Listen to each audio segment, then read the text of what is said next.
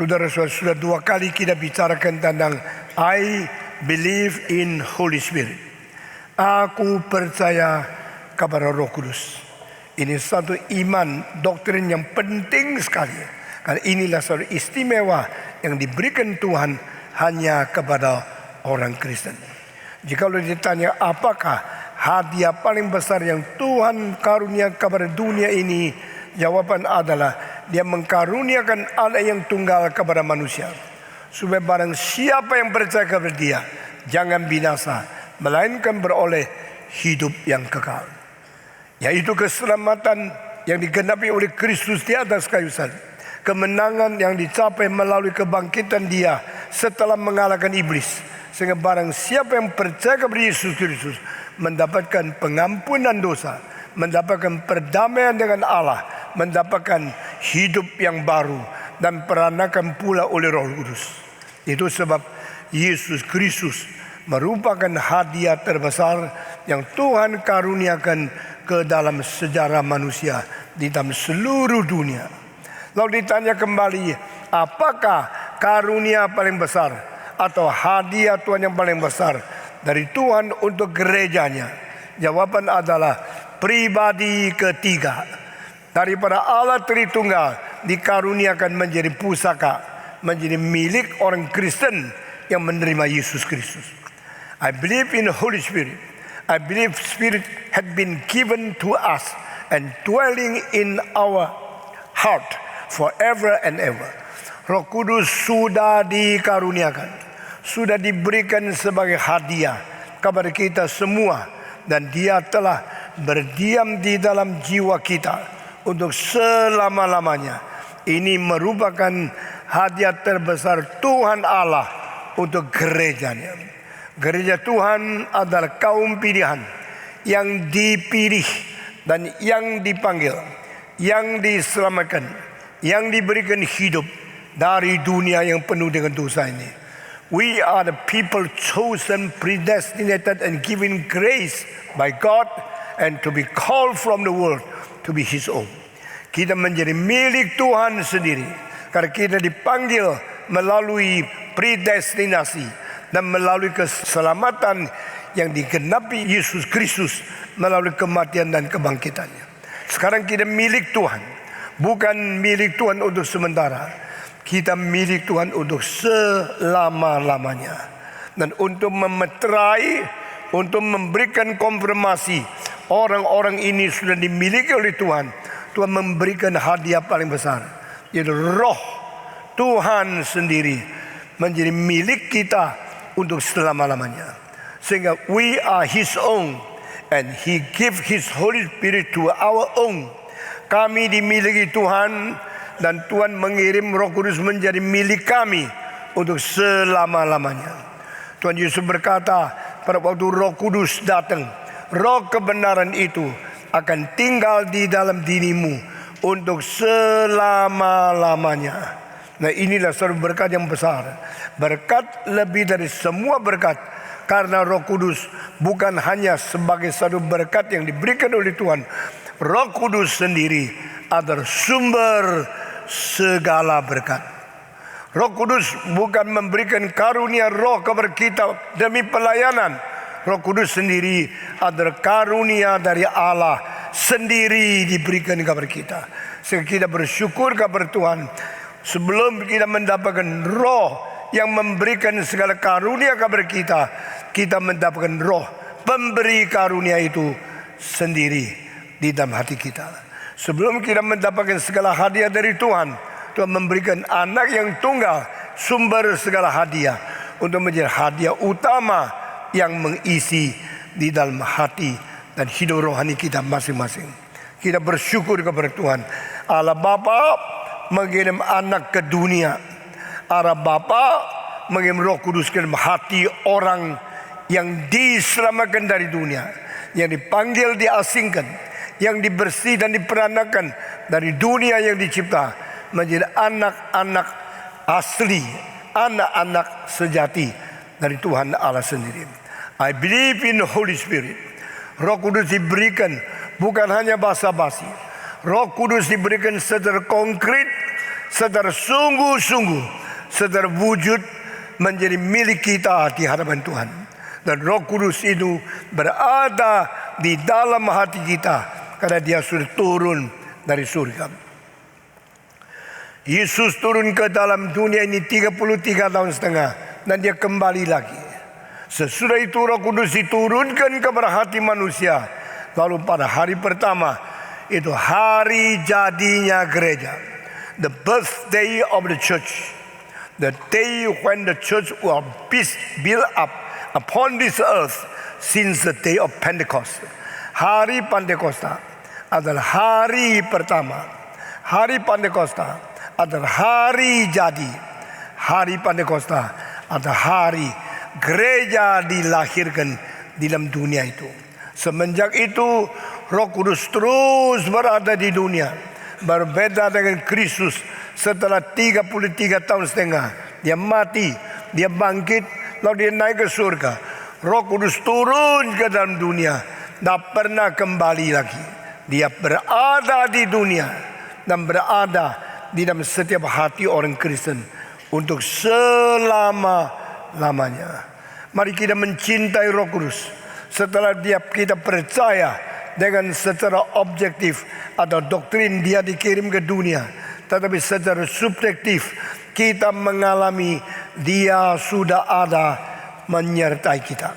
Dia berada di dalam kita. Dia berada berserah dan berada menyertai setiap orang Kristen yang ditebus oleh Tuhan, yang diampuni oleh Kristus, dan yang diperankan pula oleh Roh Kudus. Roh Kudus berada di dalam hati kita, bersama-sama hidup dengan kita, berada di dalam kita. Untuk apa? Untuk menyatakan penyertaan Tuhan yang konkret. The Lord is with us. So concrete, so real. Begitu sungguh-sungguh Allah menyertai kita, karena Roh Kudus beserta dengan kita di dalam hati kita masing-masing. Saudara-saudara, dan saya sudah membicarakan ada 3 sifat Roh Kudus yang begitu berlainan dengan semua roh yang lain. Pertama, karena dia ada Roh Tuhan Allah, maka dia mempunyai sifat pertama, roh kekal. Roh kekal berarti roh yang melampaui segala waktu. Roh yang melampaui ciptaan Tuhan di dalam 2 bentuk yang disebut waktu dan ruang. Roh Kudus melampaui ruang, maka dia maha ada. Roh Kudus melampaui waktu, dia di dalam segala zaman berada. Bukan saja demikian, di atas segala zaman. Sebelum dunia diciptakan, sebelum proses waktu bermulai, dia sudah ada. Sampai proses waktu berhenti, sejarah tutup pada satu detik di mana tidak ada waktu lagi, tidak ada sejarah lagi. Roh Kudus tetap ada, dan dia ada roh yang kekal. Satu hal yang istimewa sekali, seluruh kitab suci yang berjuta-juta huruf, yang beribu-ribu ayat, yang ber1174 pasal, di seluruh huruf yang berjuta-juta ini, hanya satu kali Roh Kudus disebut sebagai roh kekal di dalam perjanjian lama tambah perjanjian baru. Seluruh kitab suci hanya satu kali dikatakan Roh Kudus itu roh yang kekal. Di manakah ayat dan kalimat yang penting ini? Di dalam Ibrani pasal 9 ayat ke-14. Yesus Kristus mempersembahkan tubuhnya sendiri menjadi korban melalui roh yang kekal. Selain ayat ini, seluruh kitab suci tidak ada lagi di tempat manapun roh itu, roh kekal diutarakan. Karena Spirit is an eternal Spirit. The Holy Spirit of God is a Spirit of eternity. Maka dengan demikian, dari istilah ini kita menemukan keajaiban, keunikan, keistimewaan yang hanya ada pada Roh Kudus. Karena Roh Kudus adalah roh yang kekal, maka saudara-saudara, dia tidak mungkin kerjakan sesuatu tidak berkhasiat kekal. Karena dia roh yang kekal. Roh Allah itu roh kekal, maka pekerjaan roh kekal mewujudkan, menggenapi dan memberikan kepada kita hasil khasiat kekekalan yang tidak berubah. Saudara-saudara, ayat ini muncul dengan roh yang kekal menolong Yesus Kristus, memberikan dirinya sebagai persembahan kepada Allah, sehingga dia menggenapi rencana dan khasiat yang kekal sebagai hasil kekekalan persembahan itu. Kita bersyukur kepada Tuhan Yesus Kristus sama seperti semua yang disebut imam-imam di dalam perjanjian lama. Orang yang berdosa mengaku dosa dengan menumpangkan tangan di atas satu domba, satu lembu, atau makhluk lain yang dipersembahkan sebagai korban. Waktu dia tumpangkan tangan itu dan minta seorang yang memberi persembahan kepada Tuhan, menerima domba yang sudah ditumpangkan itu, lalu disembelih. Sudah disembelih, ditaruh di atas mesbah. Sudah taruh di atas mesbah, mereka pasang kayu dan menanti api yang membakar untuk dijadikan korban persembahkan kepada Tuhan Allah. Yesus Kristus mempersembahkan diri sebagai korban pengampunan dosa, ditaruh di atas mesbah. Tetapi dikatakan yang memberikan persembahan kepada Allah Bapa adalah melalui roh kekal yang dipergunakan oleh Roh Kudus. By using the eternal Spirit, Christ offered himself as a sacrifice before God. Jadi Yesus mempersembahkan tubuhnya sebagai satu korban bakaran, korban pengampunan dosa yang ditaruh di atas mesbah. Lalu bukan seorang imam yang mengatakan, Tuhan, aku persembahkan kepada engkau. Tapi roh kekal yang mengatakan kalimat ini. Roh kekal, Roh Kudus yang berkata kepada Abba Bapa, aku mempersembahkan tubuh Yesus kepada engkau menjadi persembahan korban penebusan yang kekal. Nah saudara, karena Roh Kudus adalah roh yang kekal, maka karya dia bermanfaat untuk kekekalan. Karena Roh Kudus roh yang kekal, maka yang dikerjakan menghasilkan hasil yang bersifat kekekalan. So he caused the eternal value, the eternal consequence of what he offered before God. Jadi persembahan Yesus Kristus yang diberikan kepada Allah Bapa adalah diberikan melalui roh yang kekal dari Tuhan Allah. Maka mencapai sesuatu khasiat, mencapai sesuatu hasil yang tidak mungkin digugurkan. Hasilnya bersifat kekal, diterima oleh Allah melampaui segala waktu. Apakah artinya waktu? Dan apakah artinya kekekalan? Apa hubungan antara waktu dan kekekalan? Apa definisi kekekalan? Ada melampaui proses daripada waktu yang sementara dikumpul daripada detik-detik, menit-menit, lalu kuarter-kuarter, jam-jam, akhirnya menjadi satu hari. Itu waktu terbentuk daripada saat-saat yang kecil-kecil itu. Apakah itu waktu? Lalu setelah waktu tidak ada, apa artinya waktu ada? Apa artinya waktu tidak ada? Yaitu pada waktu proses sudah berhenti, maka waktu tidak ada. Kalau waktu sudah tidak ada, waktu kemana? Waktu lenyap menjadi sesuatu yang nihil. Waktu tidak ada menjadi sesuatu yang non-existent. Atau waktu sudah lewat daripada ingatan kita, tapi berada di ingatan Tuhan. Lalu disimpan di satu gudang. Gudang waktu itu disebut the eternal past. Gudang waktu yang belum datang disebut unlimited future. Waktu yang tidak terbatas yang belum datang itu adalah sesuatu yang akan datang yang tidak bisa diukur. Waktu yang sudah lewat dan tidak bisa dirubah. untuk mencatat segala dosa dan kelakuan kita yang tidak beres.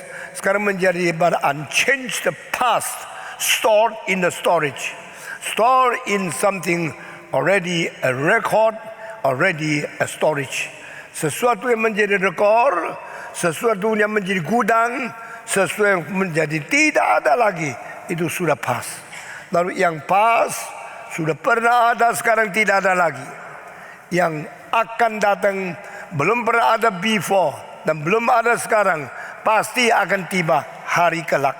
Ini dua digabung, namanya waktukah, saudara-saudara. Seorang teolog daripada Switzerland, namanya Oscar Kuhlman, dia mengatakan eternity is a combination of time plus time plus time plus time. So the time past, time exact now, still process, and the time to come, and not yet expire. Digabung semua, diperpanjang sebelumnya dan diperpanjang sesudahnya, seluruhnya menjadi satu. Itu namanya kekekalan. Saudara, Alkitab lebih daripada ini. Kekekalan bukan waktu. Waktu bukan kekekalan. Kekekalan milik Tuhan Allah. Waktu dicipta untuk manusia. Kekekalan melampaui waktu. Karena di dalam kekekalan ada rencana Allah untuk menciptakan waktu, lalu disimpan di dalam sejarah yang kita sebut sebagai sesudah proses perkembangan di dalam kekinian. Setiap detik disambung dan detik yang lain, setiap saat disusul oleh saat yang lain, setiap menit, setiap hari diganti oleh hari-hari yang lain. Tapi semua ini dalam satu proses. Waktu itu satu proses, tapi waktu itu bukan kekekalan. Waktu tambah sebelum dan sesudah digabungkan semua juga bukan kekekalan. Karena kekekalan jauh lebih tinggi daripada waktu. Sehingga waktu dicipta oleh Allah di dalam kekekalan, dan waktu diisi oleh Allah di dalam kesementaraan. Lalu kesementaraan sama kekekalan itu dua lapisan, di mana lapisan Allah berada dan di lapisan manusia berada. Dan di situ ada suatu koneksi antara waktu dan kesementaraan, yaitu Kristus lahir di dunia. Waktu Yesus Kristus lahir di dunia, itu berarti ada koneksi, ada suatu contacting point, titik kontak antara kesementaraan dan kekekalan, yaitu Allah sendiri tidak berada. Yang dicipta di dalam waktu tidak berada, tapi Allah kirim Yesus ke dunia yang kekal, datang ke dalam kesementaraan yang tidak kelihatan, mewujudkan diri melalui tubuh yang kelihatan. Firman menjadi daging, Allah beserta dengan manusia. Dengan demikian yang kekal dan yang sementara bertemu, itu namanya inkarnasi kristologi. Allah menjadi manusia. Allah yang rohani dan kekal turun daripada surga, datang ke dunia yang sementara dan materi. Jadi dia lahir dengan tubuh yang wujud. Itu namanya inkarnasi. Kita bersyukur kepada Tuhan, Allah berada di surga, dunia berada di materi, dan Allah sendiri datang ke dunia. Kontak itu menjadi hidupnya Yesus Kristus. Selama 33 tahun setengah, Yesus berdaging, bertubuh, hidup di tengah-tengah manusia, dan manusia boleh melihat keberadaannya, melihat lokasinya, melihat hidupnya, tubuhnya, peristiwa-peristiwa yang terjadi melalui proses waktu yang ada. Saudara-saudara, Allah itu adalah kekal adanya, dan roh Allah itu roh kekal adanya, dan roh kekal pernah diberikan ke dalam dunia, berada di dalam dunia ini beserta dengan manusia untuk selama-lamanya. Berarti kaitan kekekalan sama sementara sekarang mengakibatkan penyertaan Allah dengan manusia, sehingga manusia bukan hidup pada diri sendiri. Mereka bukan hidup di dalam ciptaan Tuhan itu sendiri, tapi di dalam menikmati Allah Sang Pencipta yang telah menciptakan manusia. Allah yang kekal telah berada di dalam dunia. Allah yang tidak terbatas, rela terbatas di dalam jangka waktu. Jadi manusia yang mempunyai tubuh sekarang boleh menikmati roh yang di dalam kita, menyertai kita sampai selama-lamanya. Kita bersyukur kepada Tuhan. I believe in Roh Kudus. I believe in Holy Spirit. Aku percaya kepada roh yang suci ini. Berarti kita bersatu dengan kekekalan Allah melalui roh yang dikirim. Sehingga kita adalah kekal. Kita mempunyai hidup yang kekal karena roh kekal memberi hidup kepada kita. Sehingga kita menjadi roh yang hidup. Kita mempunyai manusia yang berkerohanian kekal di dalam diri kita. Ini pertama. Karena Yesus ada roh yang kekal, maka dia mempersembahkan diri melalui roh kekal kepada Tuhan Allah. Lalu yang digenapi itu apa? Yang digenapi Yesus Kristus adalah boleh menyelamatkan kita dan boleh menebus jiwa sampai selama-lamanya. Bukan saja demikian, di dalam Kisah Para Rasul mengatakan, I believe in the Holy Spirit. Lalu ditambah dengan in the gereja yang suci dan kudus dan universal. Jadi hidup universal, hidup melampaui segala keadaan materi ciptaan Tuhan. Itu adalah hidup yang kekal. Hidup yang kekal bukan saja berusaha, berhubungan dengan dunia sekarang yang kekal. Hidup yang kekal berhubungan dengan dunia yang akan kiamat, akan diganti dengan kekekalan, akan berada terus menerus sampai selama-lamanya.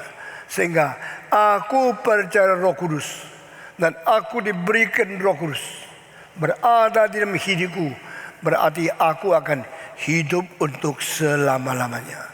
Roh Allah dan roh kebenaran, roh Allah dan roh kekekalan diberikan kepada manusia. Manusia memiliki, manusia menangkap, manusia dengan sungguh-sungguh teguh mendapatkan yang kekal di hati kita. Saudara-saudara kita, siapakah kita? Anak yang sangat dikasihi oleh Allah, tidak dimanja, tapi dicintai sampai akhir zaman. Kita manusia yang diberikan roh yang kekal, yang bikin kita berada untuk selama-lamanya di dalam dunia ini. Nah, saudara-saudara, kekal itu kekal, sementara itu sementara. Sementara di dalam proses, kekal tidak di dalam proses. Di dalam proses berarti ada kemarin, ada hari ini, ada hari esok. Itu namanya sementara. Itu namanya sesuatu proses yang ada dulu, sekarang, dan sesudahnya. Tetapi jangan lupa Allah menguasai dulu, Allah menguasai sekarang, dan Allah menguasai sesudahnya. Adalah Allah yang tidak terikat oleh kemarin, sekarang, dan sesudahnya. Itu namanya transcendency of God. God is eternal God. Eternal God is the eternal spirit. And eternal God is more than process. Before process was. After process will be stopped. And before the process and after the process, God still alive. God still exists forever and ever.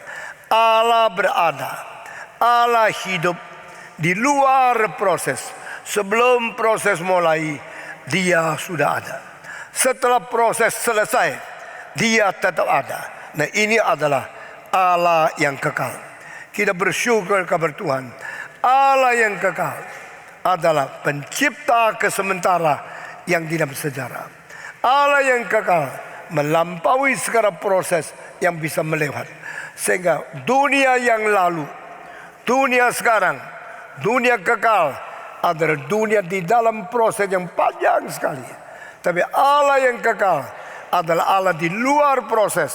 Dia melampaui apa yang disebut proses sebelum, sedang, dan sesudah. Karena yang disebut sebelum, sedang, dan sesudah memakai proses terus maju menuju kepada satu poin. Dan poin itu melampaui keterbatasan. Melampaui keterbatasan disebut kekekalan. Our God is the everlasting God. Our God is God of eternity.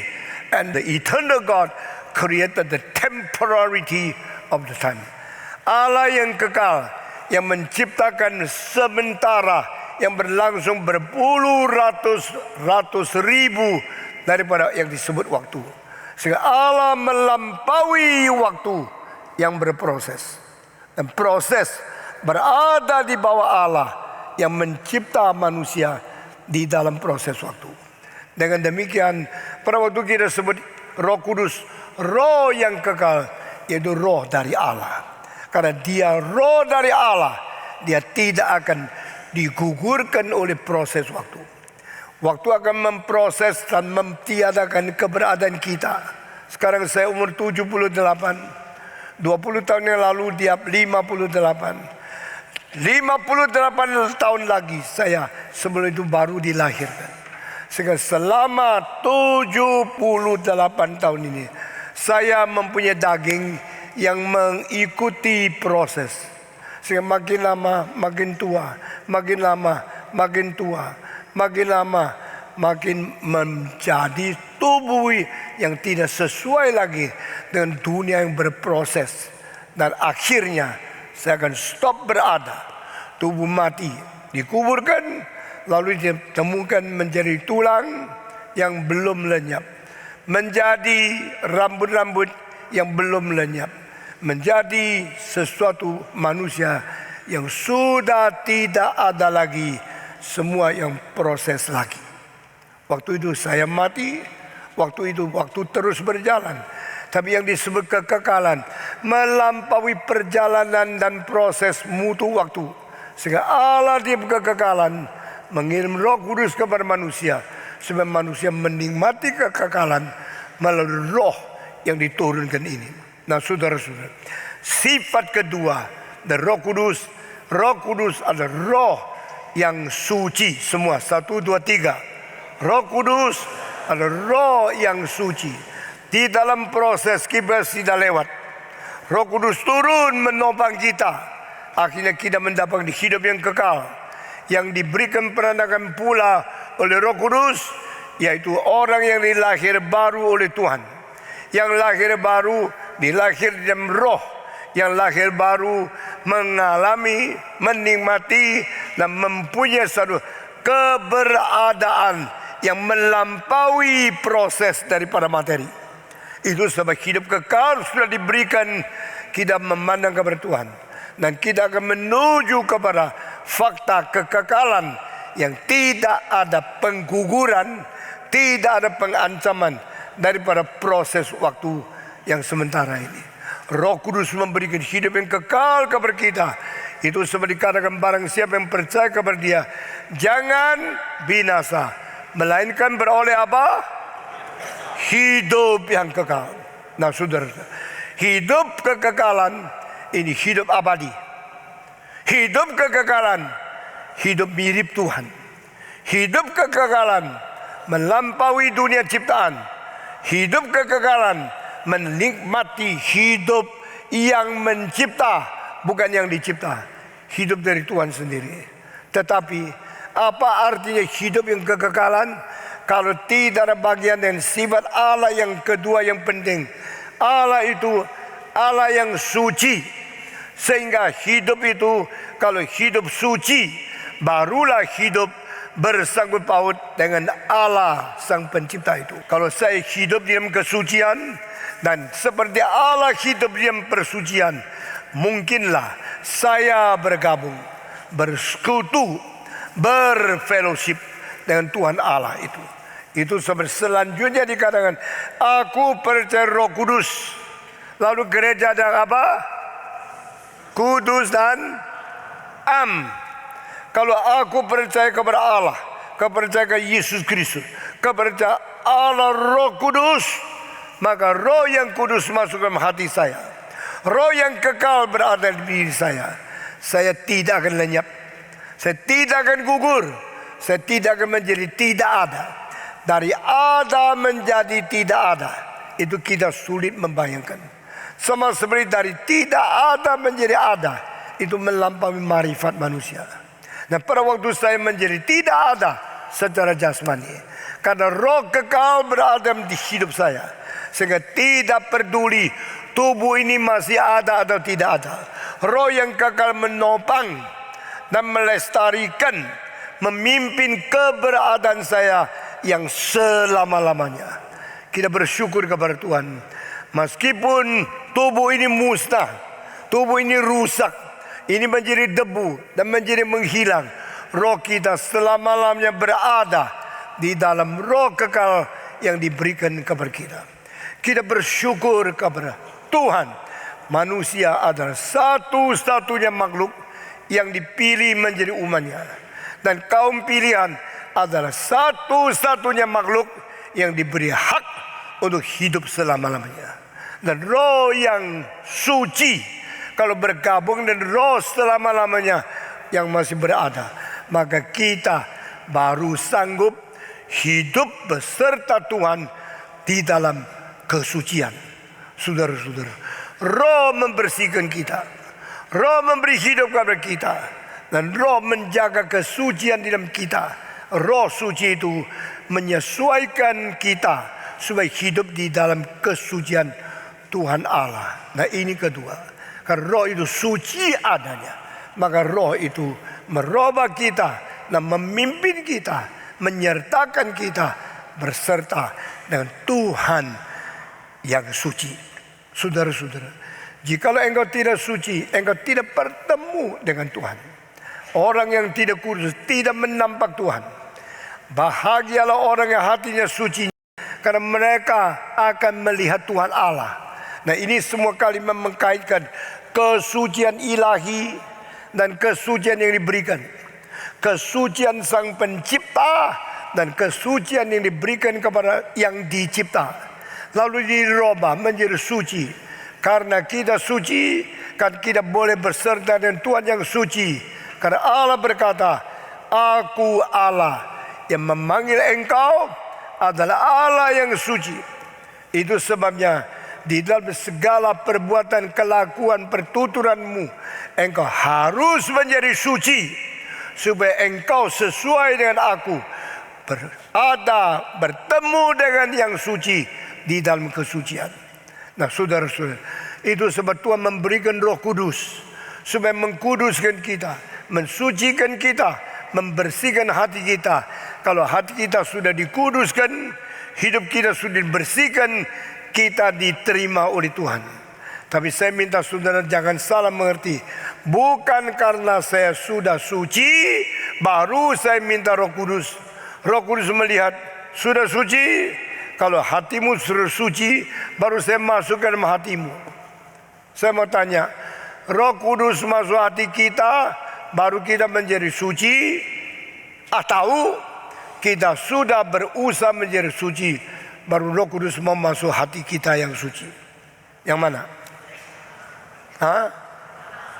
Yang pertama, kita diberi Roh Kudus, dan Roh Kudus mengkuduskan kita sehingga kita dilayakkan di hadapan Tuhan. Betul? Atau kita sendiri berusaha hidup suci-suci sampai sudah bersih semua, Roh Kudus mengatakan, sekarang engkau suci, saya masuk ke hatimu. Yang mana? Yang pertama, jawaban sangat benar. Apa sebab kalau saya tanya lagi? Kenapa yang pertama yang benar? Kenapa bukan kedua yang benar? Jawaban adalah, siapa yang mungkin mengkuduskan sendiri kalau tidak melalui pertolongan Roh Suci? Amin. Kalau roh tidak diberikan, engkau dengan usaha bagaimanapun tidak mungkin suci.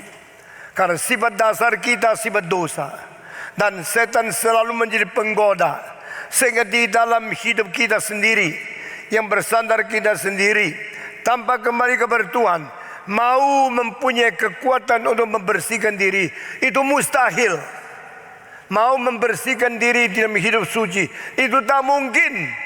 Kita memang dilahirkan di dalam dosa, kita berjalan di dalam dosa, dan kita yang bisa kita kerjakan satu-satunya yaitu melakukan dosa. Karena hanya bisa melakukan dosa. Selain melakukan dosa, tidak ada kemampuan membersihkan diri. Itu sebab sepatutnya kita dibuang oleh Tuhan. Tapi Alkitab mengatakan dia mengasihi, dia memilih, dia mempredestinasikan kita, dia mengkuduskan kita supaya kita dilayak kepada dia. Semua anugerah berinisiatif Tuhan. 1, 2, 3. All the grace is initiated by God. God took the active situation and active part, and He cleansed me. He chose me. He saved me. He support me, and He finally changed us to be like His. Dia merubah kita menjadi seperti Dia, karena sebelum itu semua Dia kerjakan sendiri. Itu sebab bukan manusia berusaha membersihkan diri baru Tuhan masuk ke dalam hatinya. Itu tidak mungkin. Tapi berdasarkan anugerah Tuhan yang mengasihi kita, dia mengirim Roh Kudus kepada kita, Roh mulai membersihkan kita. Pekerjaan Roh Kudus adalah dengan inisiatif dia membersihkan, memberikan anugerah, menghancurkan dosa kita, mengampuni belenggu kita, dan membersihkan hati kita. Sesudah itu dia memberikan dalam hasrat kita terus hidup suci, boleh seperti Tuhan. Itu dengan demikian kesucian sebagai anugerah Tuhan juga. Kesucian untuk membersihkan kita sebagai pekerjaan Roh Kudus juga. Roh masuk, Roh menggerak, Roh membersihkan, dan Roh menambah kekuatan sehingga kita bisa hidup suci, kita bisa hidup bersih. Kali-kali berkhotbah di atas mimbar ini, gereja abad 20 akhir, banyak gereja yang menamakan gereja Roh Kudus, gereja penuh Roh Kudus, gereja yang begitu banyak karunia Roh Kudus. Gereja banyak yang membicara dengan Roh Kudus. Kebetulan adalah gereja-gereja dan kebanyakan tidak mengerti Roh Kudus. Yang paling berani bicara tentang Roh Kudus adalah paling tidak mengerti Roh Kudus. Yang paling katanya menyatakan kuasa Roh Kudus adalah penipu-penipu yang sama sekali tidak memiliki Roh Kudus. Itu sebab Alkitab mengatakan dari buah engkau tahu apa? Pohon. Pohon yang baik menghasilkan buah yang baik. Pohon yang busuk menghasilkan buah yang jelek. Dari buah engkau tahu pohonnya. Dari pohon menghasilkan buahnya.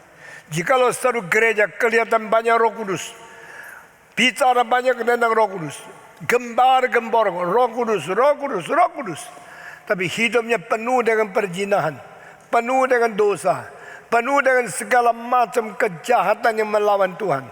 Engkau percaya tidak gereja itu ada Roh Kudus? Engkau mengatakan menurut kitab suci, menurut Yesus Kristus, dari buah engkau mengetahui pohonnya.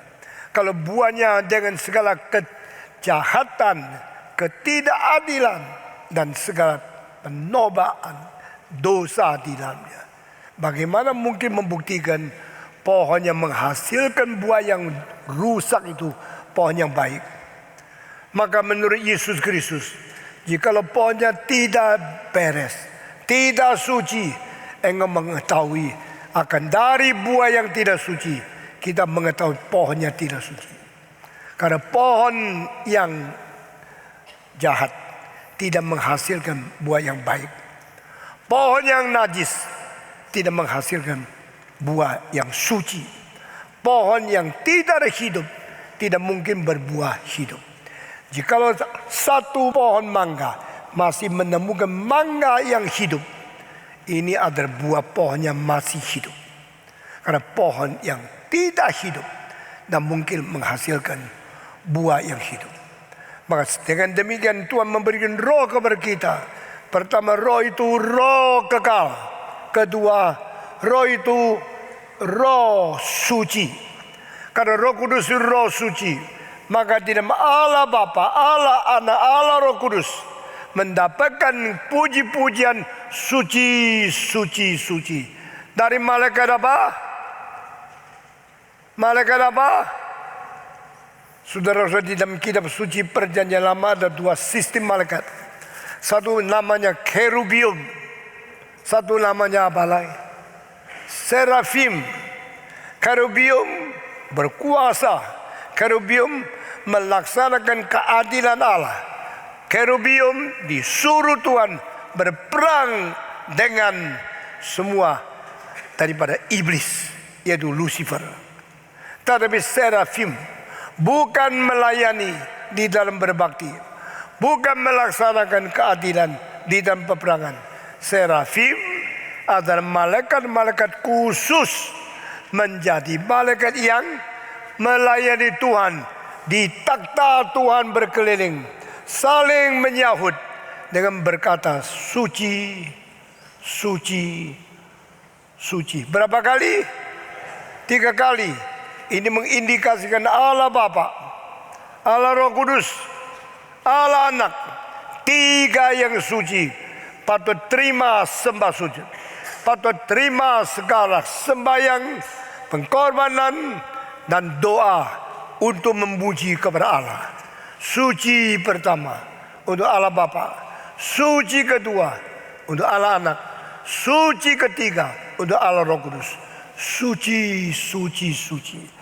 Allah Bapa, Allah Anak, Allah Roh Kudus menerima persembahan, menerima offering, menerima pujian yang tertinggi daripada semua manusia, dan lebih tinggi lagi daripada makhluk yang dicipta secara rohani, yang dicipta untuk memuji Tuhan, namanya serafim. Saudara-saudara, dan demikian kesucian menjadi tanda yang sah, menjadi tanda yang sejati apakah orang ini sudah ada Roh Kudus atau tidak. Sayang sekali begitu banyak pemimpin-pemimpin yang paling kuat, yang paling terkenal, yang paling berhasil, yang paling dianggap sukses di dalam mata manusia dan dunia ini, justru mereka banyaknya hidup tidak suci. Maka saya hari ini menggabungkan apa artinya roh yang suci dibandingkan dengan pelayanan yang suci. Kalau seorang mengatakan kita banyak Roh Kudus, kita ini membuktikan Roh Kudus, coba dia beribu-ribu orang menjadi anggota di sini. Inilah satu gereja yang luar biasa daripada Tuhan yang memberikan Roh Kudus kepada dia. Engkau jangan terlalu cepat terima. Apakah karena orang banyak membuktikan Roh Kudus? Apakah artinya banyak orang menjadi anggota gereja itu? Tubuh Kristus yang gereja itu bertumbuh, berarti Roh Kudus bekerja di situ. Jangan lihat dulu. Alkitab mengatakan dari buah engkau tahu pohon. Lalu buahnya bagaimana engkau tidak sadar. Tuhan bilang tidak boleh tidak sadar. Engkau mesti menyelidiki, mengamati, mengobservasi. Engkau harus sampai mengerti buahnya bagaimana. Kalau sifat buahnya najis, jangan percaya pohonnya suci. Kalau sifat dan dunia itu duniawi, jangan percaya sifat spiritualnya itu surgawi. Saudara-saudara, setan sanggup meniru segala sesuatu. Setan sanggup memalsukan semua karunia, kecuali satu hal yang tidak mungkin ditiru, tidak mungkin dicapai oleh dia. Dan hal ini sifat ilahi sendiri. Apa artinya? Kesucian Tuhan Allah tidak bisa dikopi. Saudara-saudara, engkau boleh kopi bakat, kopi khotbah, boleh ikut cara bagaimana bergerak-gerik seperti pendeta yang terbesar. Tapi engkau tidak mungkin mempalsukan kesucian dengan cara belajar kopi. Saya hidup menjadi orang suci, saya belajar dan saya kopi cara hidupnya. Percuma, saudara-saudara. Kesucian bukan sesuatu hal yang nemplek ke dalam hidupmu. Kesucian adalah satu keharuman yang keluar dari hidupmu menuju kepada hidung setiap orang di luar. Saudara-saudara sekalian, bau merupakan salah satu hal yang tidak konkret yang diberikan Tuhan kepada benda-benda dengan tujuan untuk dikonfirmasikan oleh hidung yang baik.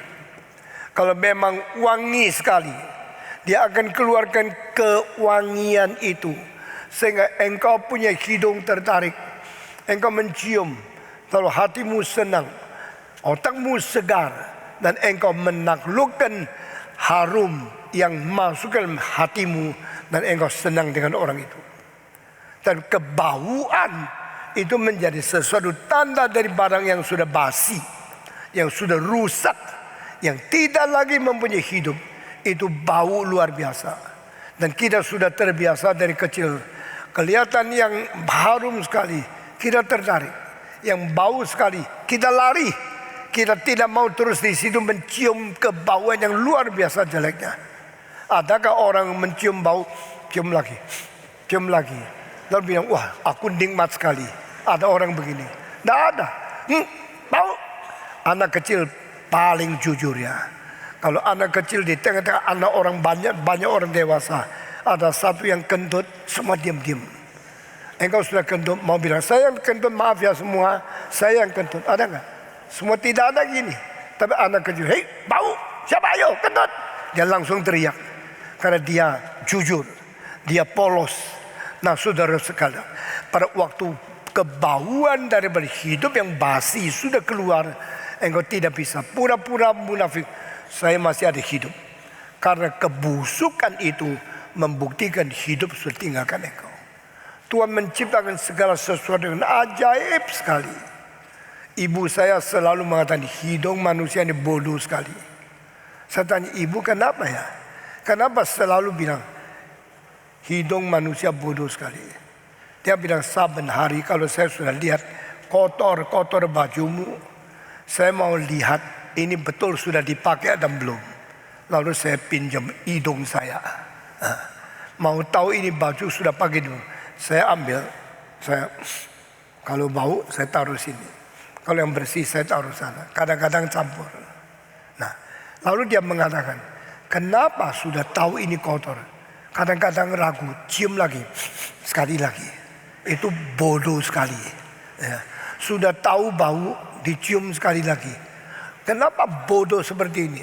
Saya dengar kalimat mama saya ngomong gini berapa kali sebelum dia meninggal dunia.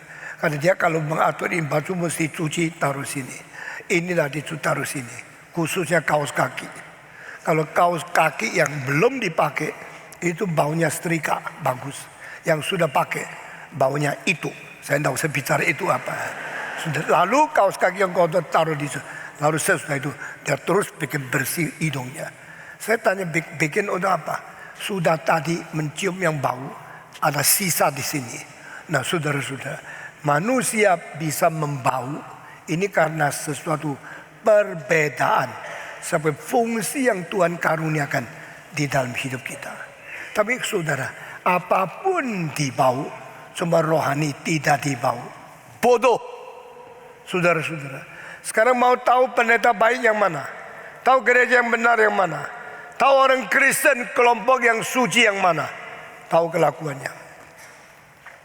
Kalau korbannya hebat, tapi suka berzina, jangan ikut lagi kebaktiannya. Kalau khotbahnya bagus sekali, pakai uang gereja sembarangan, mencuri uang gereja, jangan ikut lagi. Dengan demikian membersihkan pekerjaan Tuhan, membersihkan kerajaan Tuhan, membersihkan tubuh Kristus. Nah saudara-saudara, engkau pelan-pelan baru belajar bahwa tidak boleh main-main sama Tuhan. Gereja ini sangat ketat, tidak memilih akan majelis.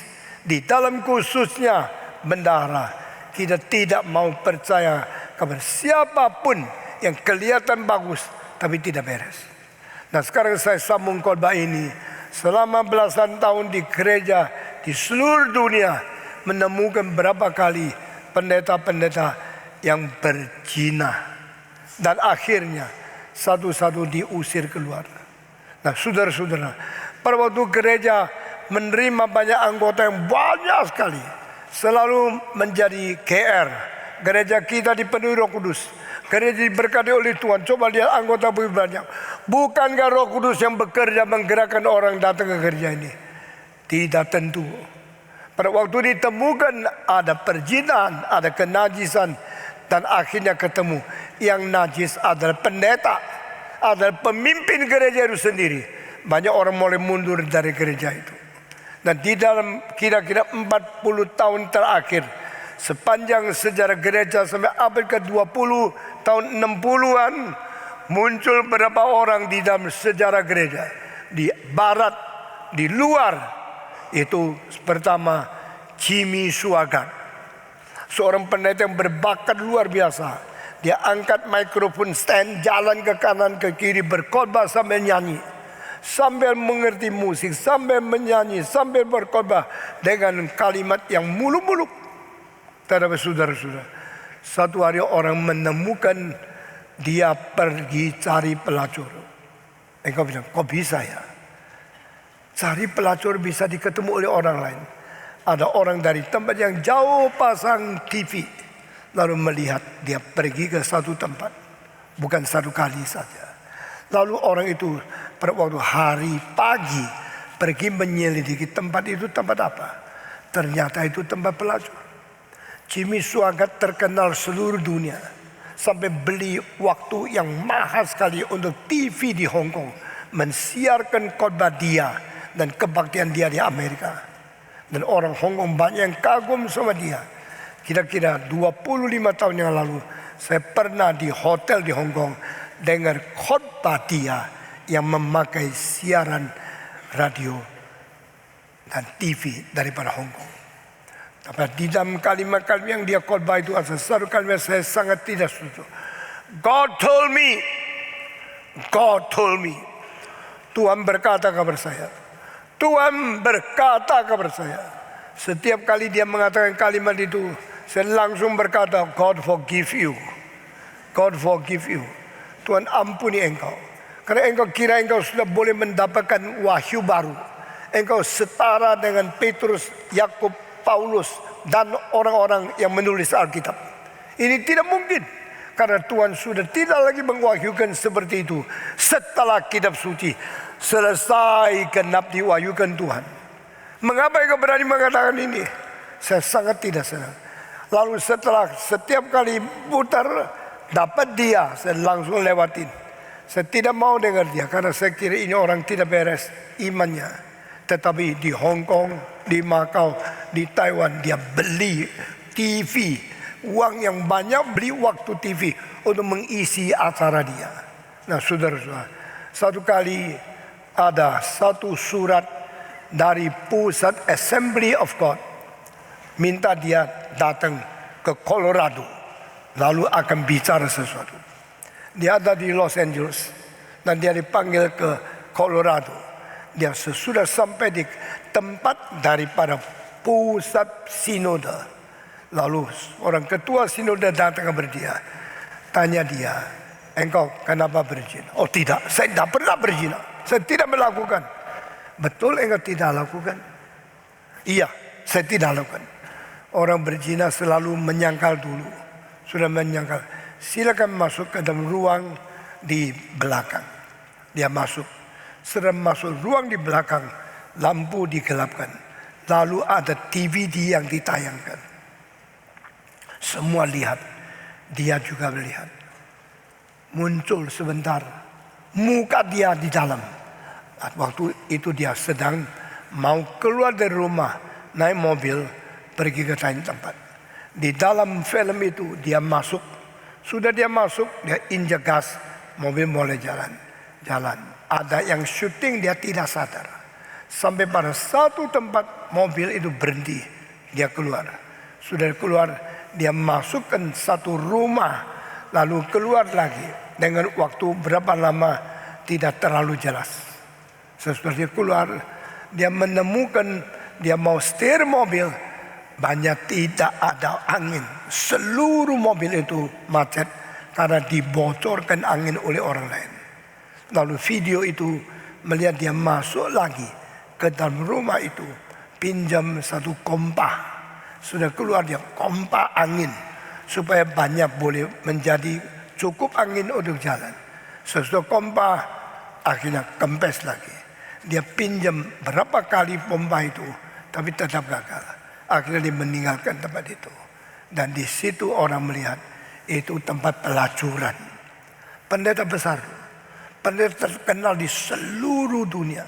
Pendeta yang begitu tidak asing lagi untuk kota-kota Asia yang besar seperti Hong Kong, Taiwan, Manila dan sebagainya. Nah, saudara-saudara, akhirnya terpaksa ditanya, "You jujur di hadapan Tuhan sudah berzina atau tidak?" Dia mengatakan, "Saya sudah." Sesudah masukkan ke dokumen atas pengakuan dia, mereka Assembly of God, sidang jemaat Allah di Amerika, mengadakan musyawarah akan rapat dan keputusan terakhir berhenti dia tidak boleh khotbah 2 tahun. Sesudah hari itu dia kira tidak ada cara lain, dia sudah divonis, sudah diberhentikan 2 tahun, tidak boleh khotbah. Dia mulai dengan taat, lalu suruh dia pikirkan kembali, kenapa engkau begini. Di dalam beberapa kira-kira setengah tahun, dia pikir tidak usah ngaku, lebih baik teruskan lagi, anggap itu fitnaan. Lalu dia tidak mau ngaku dia berzina dengan diam-diam, dan khotbahnya masih dihadiri 8.000 orang di stadion yang besar, yang penuh 8.000 orang dengar khotbah dia. Dan dia ambil kitab suci, pegang mic yang besar itu, jalan-jalan. Lalu akhirnya setelah diskors, dia muncul di arena itu dan dengan air mata menangis, mengaku, "Saudara-saudaraku, pendengarku yang kekasih, beribu-ribu anggota di sini, saya mengaku saya berzina." Setelah dia keluarkan kalimat itu, semua banyak yang kaget. Lalu ada orang tua yang menangis. Nah, ini adegan saya lihat sendiri di TV. Pada satu hari saya khotbah di Los Angeles. Dia mengaku saya bersalah. Ditambah dengan satu kalimat, "Saya seperti Daud, saya bertobat, saya bersalah, saya berzina." Tapi banyak orang sudah desas-desus. Di dalam layar melihat 8.000 orang banyak goyang-goyang, desas-desus. Masa pendeta kita yang terkenal bisa berzina seperti ini? Mereka semua menghina sambil mau cari tahu apakah kabar ini benar. Tetapi mereka lihat ada muka asli dari Jimmy Swaggart. Ini bukan bohong. Ini berarti dia mengaku di hadapan umum karena didesak oleh sinodenya. Lalu sesuai itu dia 2 tahun tidak berkhotbah. Tetapi saudara-saudara, sampai 1 tahun dia sudah berontak sama sinode. Dia mengatakan, "Meskipun saya berdosa, saya tidak mau dihukum oleh manusia. Saya mau hidup di hadapan Tuhan Allah. Kiranya Tuhan yang mengampuni. Kalau Tuhan bisa mengampuni Daud, Tuhan juga bisa mengampuni saya.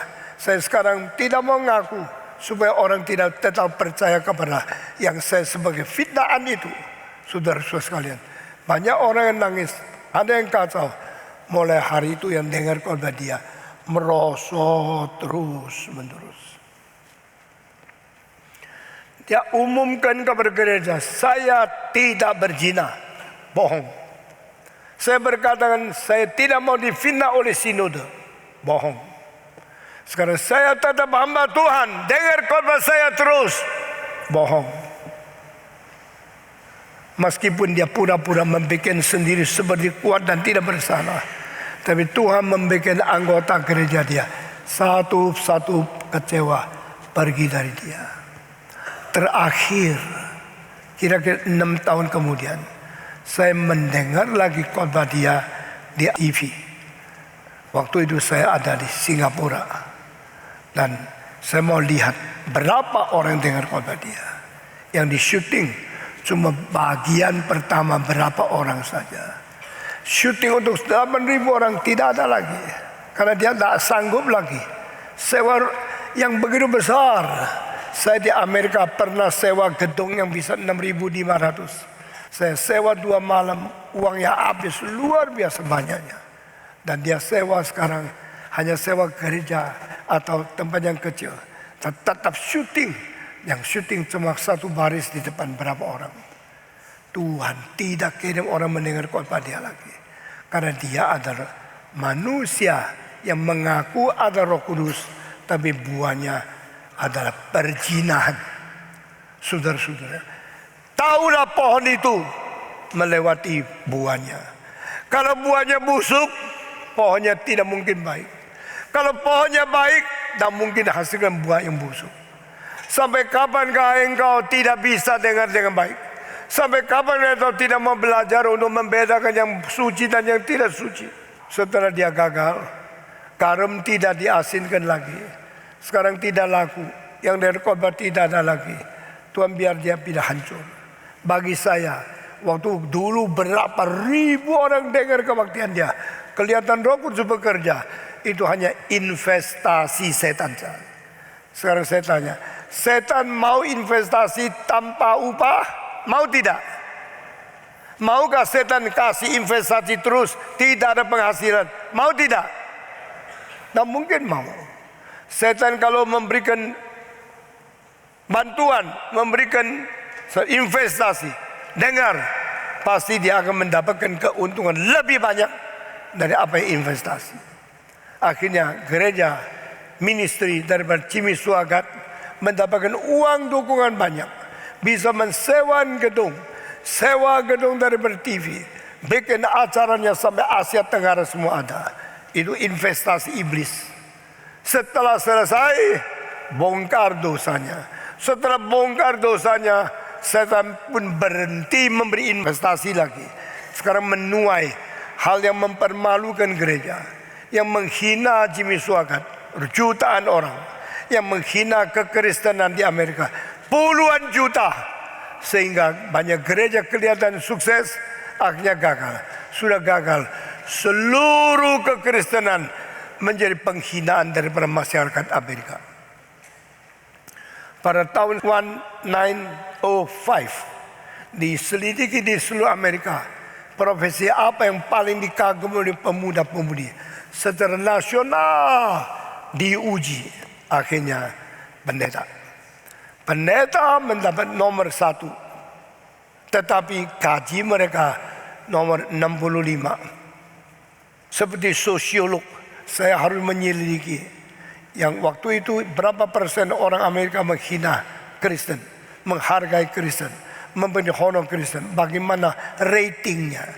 Bagaimana kita bisa menilai melalui ukuran yang resmi dari statistik? Waktu itu Amerika, orang-orang pendeta semua dianggap profesi paling tinggi, dihormati pemuda-pemudi. Tetapi gaji mereka nomor 65 di seluruh masyarakat. 50-60 tahun kemudian, saya tetap mempelajari akan Amerika. Akhirnya yang disebut profesi pendeta, urutannya dihormat menjadi nomor 12. Tapi gajinya yang diterima nomor 78. Berarti apa? Kekristenan merosot, kekristenan dihina, kekristenan ditertawakan oleh orang muda. Mereka berpaling kepada non-Kristen, berpaling kepada itu aliran-aliran filsafat yang ateis, yang evolusionis, yang komunis, yang tidak percaya Allah, dan yang mentertawakan gereja, menghina Kristen, terus tumbuh-tumbuh. Sekarang saya kasih tahu, orang yang dulu gerejanya ribuan orang, sekarang di tempat kecil tidak ada laku lagi. Tetapi kekristenan di Amerika telah menjadi tertawan bagi puluhan juta orang yang tidak pernah ke gereja, tapi anggap diri lebih baik dari orang Kristen. Setan sedang menuai sebanyak-banyak. Dibanding dengan penaburan investasi yang dulu dikerjakan sedikit, sekarang menghina, mentertawakan gereja banyak sekali. Karena apa? Setan mempunyai dalil investigasi, memberikan investment yang tidak banyak, menuai yang banyak. Sehingga sekarang kita lihat dunia makin merosot, gereja makin merosot, dan orang yang namanya Kristen makin tidak takut kepada Tuhan. Itu sebab yang kedua, Roh Kudus, roh yang suci. Saudara, Roh Kudus, semua. Roh Kudus adalah roh yang suci. Pertama, Roh Kudus roh yang apa? Kekal. Kedua, yang suci. Ini harus menggerakkan hati kita, harus merubah sikap kita, harus menjadikan kita orang mempraktekkan hidup kesucian. Tapi banyak orang cuma tahu duit. Tidak banyak orang mau cari kesucian. Tidak orang yang mau mencari kebenaran. Roh Kudus itu kekal. Roh Kudus itu suci. Roh Kudus itu kebenaran. Yesus berkata di dalam Yohanes pasal 16 berkali-kali, tunggu sampai roh kebenaran sudah tiba, maka dia akan menjadi saksi saya. Saudara, ketiga, the spirit of truth. Kita semua percaya di dunia ada truth. Kita percaya berjuang untuk hidup selanjutnya adalah untuk kebenaran. Tetapi saudara-saudara, yang ketiga juga tidak dihiraukan oleh orang Roh Kudus. Mereka kira Roh Kudus suci. Tapi jangan mengganggu korupsi saya. Suci. Tapi jangan mengganggu hidup kenajisan suka berzina saya. Tuhan bilang tidak. Because the one who call you, I am the Lord of holiness. That is the reason. The one called by me, you should imitate. And you live a holy life. Yang memanggil engkau adalah Allah yang suci. Itu sebab barang siapa yang dipanggil, yang dipilih, yang diselamatkan oleh Tuhan, juga harus mencapai hidup yang suci. Because I am holy, so you should be holy everything. You should be everything in everywhere to live a living holy life. Because I, the one who call you, I am a holy God.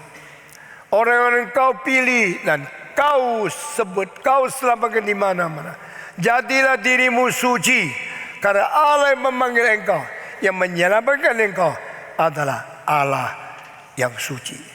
Saudara-saudara, ini adalah sifat kedua dari Roh Kudus. Sifat ketiga saya segera selesaikan dalam 5 menit. Roh Kudus adalah roh yang kekal. Roh Kudus adalah roh yang suci. Ketiga, Roh Kudus adalah roh yang benar. Semua. Roh Kudus adalah roh yang kekal, roh yang suci. Ketiga, roh yang benar. Yesus berkata, when I go, the spirit of the truth will come to you. If I don't go up to my heaven, there will be no spirit given to you. Aku akan pergi kepada rumah Bapa. Setelah aku pergi, roh akan diturunkan kepada kamu. Waktu aku melayani Bapakku, melayani Bapa, Bapa akan melayani engkau dengan mengirim Roh Kudus. Aku mencintai Bapa yang suci. Tuhan mengirim Roh Kudus, jadikan engkau kaum suci. Aku dengan kebenaran berbakti kepada Bapa. Tuhan mengirim roh kebenaran, memimpin kamu masuk ke dalam kebenaran. Sehingga roh ada roh yang mewahyukan kebenaran. 1, 2, 3. Roh ada roh yang mewahyukan kebenaran. Kedua, Roh Kudus ada roh yang mencerahkan kebenaran ke dalam hati. Semua. Roh Kudus ada roh yang mencerahkan kebenaran ke dalam hati. Ketiga, roh adalah roh yang memimpin anak-anak Tuhan dengan pimpinan kebenaran. Semua.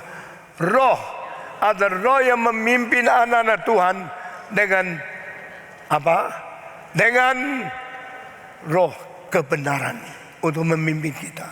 Keempat, Roh Kudus adalah roh yang membawa kita masuk ke dalam segala kebenaran. Semua. Roh Kudus adalah roh yang membawa kita masuk ke dalam segala kebenaran. Di sini segala kebenaran lain sekali dengan yang mengatakan saya ada Roh Kudus, saya bisa mengerti segala kebenaran. Lalu tidak mau sekolah teologi, sombong mentafsirkan kitab, membawa banyak kesalahan. Di Jakarta sering terdengar ada orang pendeta yang naik ke surga, turun dari surga, naik ke surga. Kadang-kadang 1 kali 5 kali naik turun. Naik kereta apa saya tidak tahu. Saudara-saudara, di Surabaya ada seorang pemuda yang selalu berkhotbah. Dia sering masuk ke neraka. Nah saudara-saudara, masuk 1 kali untuk selama-lamanya. Dia masuk keluar. Untuk memberikan peringatan kepada pemuda. Dan banyak pemuda di Surabaya penasaran dengar khotbah dia. Sesudah itu mengidolakan dia, mensembah sujud dia, bahwa ribuan orang mendengarkan khotbah dia. Saya berkata kepada saudara, tidak ada contoh orang naik turun ke surga. Tidak ada contoh Rasul turun naik dari neraka. Ini semua pengalaman-pengalaman yang bukan dipimpin Roh Kudus dan bukan masuk ke dalam kebenaran. Roh akan pimpin engkau masuk ke dalam segala kebenaran. Bagaimana memimpin? Supaya kita mengatakan kebenaran sebelum dunia dicipta. Kebenaran semenjak Adam sampai Yesus, perjanjian lama. Kebenaran sejak Yesus sampai naik surga, inkarnasi. Kebenaran setelah Roh Kudus turun, gereja dirikan sampai hari kiamat. Ini 4 periode. Kebenaran di dalam perjanjian lama, kebenaran di dalam zaman Yesus inkarnasi, kebenaran di dalam zaman Rasul dan gereja, kebenaran di dalam hari kiamat. Semua 4 periode ini berarti segala kebenaran yang Tuhan mau orang Kristen mengerti. Dan siapa yang bisa memimpin kita? Hanya satu, Roh Kudus memimpin kita masuk ke dalam segala kebenaran. Semua 1, 2, 3. Roh Kudus memimpin kita masuk ke dalam segala kebenaran. Inilah karya yang ketiga dari sifat Allah di dalam diri Roh Kudus. Sifat kekekalan, sifat kesucian, dan sifat kebenaran. Semua sifat kekekalan, sifat kesucian, dan sifat kebenaran. Di mana Roh Kudus, manusia dapat hidup yang kekal. Di mana Roh Kudus, manusia disucikan menjadi kaum kudus. Di mana Roh Kudus, gereja mengerti kebenaran dari Tuhan. Allah yang kekal, Allah yang suci, Allah kekekalan. Mengirim Allah Roh Kudus yang kekal, Roh Kudus yang suci, dan Roh Kudus yang berkebenaran. Roh Kudus masuk dalam hati seseorang, memberi pengharapan yang kekal, memberikan kesucian seperti Allah, dan memberikan hidup yang penuh pengertian kebenaran yang Tuhan. Saudara-saudara, Roh menyatakan kebenaran kepada seseorang. Lain dengan apa yang diajarkan oleh nabi-nabi palsu, oleh khotbah-khotbah palsu, oleh Kristus palsu. Karena semua investasi dari yang palsu mendapatkan penuaian. Tidak peduli nama Tuhan diapakan. Saudara-saudara, sekarang zaman abad kita melihat investasi setan makin banyak. Kelihatan banyak gereja penuh orang, ribuan orang. Tapi tunggu berapa puluh tahun baru terbalik dibongkar. Ternyata pendetanya berzina, pendetanya cari uang, pendetanya najis, pendetanya hidup tidak suci. Waktu itu sudah terlambat. Investasi sudah dipakai habis. Tetapi yang harus kita bayar kepada setan, kita tidak mampu bayar. Apa yang harus kita bayar kepada setan? Dipermalukan, ditertawakan, diejek-ejek oleh iblis. Itu namanya the investment of Satan, and finally the collapse of Christendom. Allah mengizinkan pada hari-hari kiamat setan menginvestasi, bikin gereja kelihatan ramai, ribut, banyak anggota. Setelah pendeta GR 20 tahun kemudian, Tuhan menyatakan dosanya, perzinahannya, kesombongannya, dan keserakahannya, kesenangan uangnya menjadi hal yang mempermalukan gereja. Kira hari ini kita dengar firman Tuhan, kita mengatakan, I believe in Holy Spirit, but I do not want to be destroyed by Him. Saya percaya Roh Kudus, tapi saya tidak mau dirusak oleh Roh Kudus. Roh Kudus sanggup merusak mereka yang memang rusak sendirinya. Roh Kudus sangat menghancurkan mereka yang sudah mempermalukan nama Tuhan. Saya menerima Roh Kudus, saya menerima kesuciannya, saya menerima kebenarannya. Saya akan dibangun di dalam kuasa penopangan Roh Kudus menjadi anak Allah yang baik, menjadi gereja yang suci, menjadi umat yang mengerti firman Tuhan, mengerti kemuliaan Tuhan. Amin. Tuhan memberkati kita. Mari kita berdoa. Bapa di dalam surga, berkati kami, jadikan kami orang-orang Kristen yang sangat mencintai kebenaran dan merindukan Roh Kudus untuk memberikan kepada kami jawaban dan memberikan di dalam hati kami penanaman sesuatu benih kebenaran, sehingga kami boleh setelah melihat kapal-kapal yang sudah diberikan begitu banyak bekal dan gereja-gereja yang diberi investasi daripada Tuhan, jangan kita membiarkan setan yang memalsukan investasi dari Tuhan untuk merusak.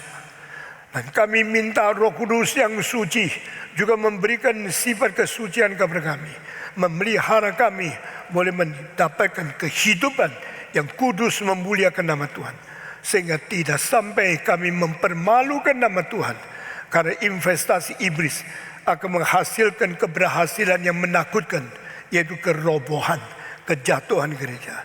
Kami khusus minta Tuhan beri kepada kami pengertian kebenaran yang sejati dari penguraian firman Tuhan di dalam kitab suci, sehingga kami akan melihat pada akhirnya kami yang sungguh-sungguh dipenuhi oleh kebenaran Tuhan akan menuai pengertian yang sejati dari firman Tuhan dalam hidup kami masing-masing. Dengar doa kami Tuhan, dalam nama Yesus Kristus, penebus dan juru selamat kami yang hidup. Amin.